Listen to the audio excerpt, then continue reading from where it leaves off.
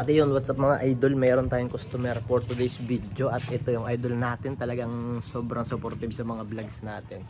At ayan, magpagawa siya at may ipapa-repair siya, magpasira siya ng bike niya. Kaya tara, let's do it.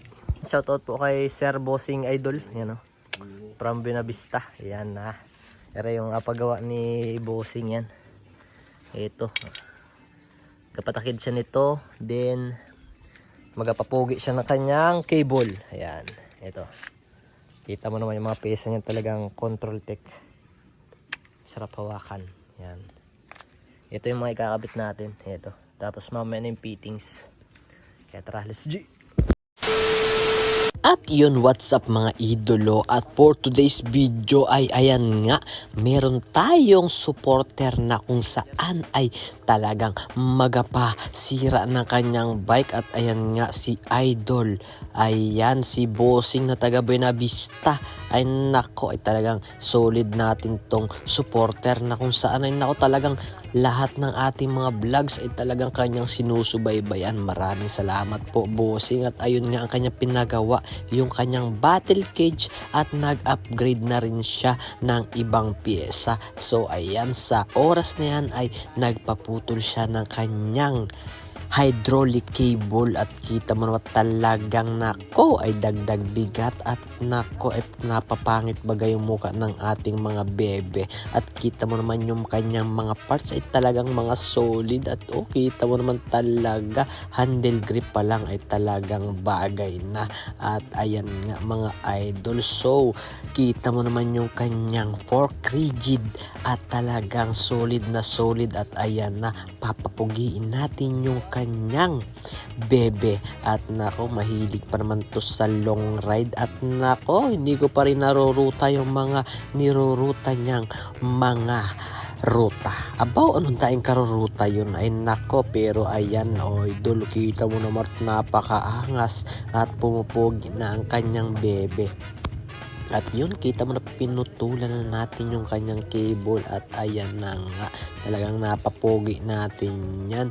Ay nako, ride safe po sa iyong mga biyahe idolo. Talagang nako, talagang nasuksok ito dito sa Marinduque. Kaya ang sarap puntahan ng kanyang mga ruta na binibigay sa atin at pinapakita. Yun lang ay kulang tayo sa oras. At ayan, kita mo naman nagpakabit na rin siya nung stem bolts. At ayan na nga, kita mo naman talaga upgrade-itis ang nangyari kay Bossing. At kita mo naman yan, pagkatapos nga ay nako, meron pa, talagang sinulit ni Idol ang pagpunta niya dito sa gasan. At ayan na nga, nagpapalit na rin siya ng bolt ng kanyang mga rotor. Kita mo talagang pinapogi ang kanyang Bebe Loves. At ayan na nga, mukhang marami-rami na namang ahon ang babanatan nito at trail. Syempre ay nako naman, talagang abangan natin yung kanyang mga post, dahil nako, talaga makikita mo sa kanyang Strava ang dami ng kanyang pinupuntahan. At ayan, ganun din sa kanyang front wheel set ay ayan, papalitan din natin ng bolts yan mga idolo. At ayun, pagkatapos nga ay salpak na. At nako, syempre ikot check, ayun na, talagang solid na solid nga mga idolo.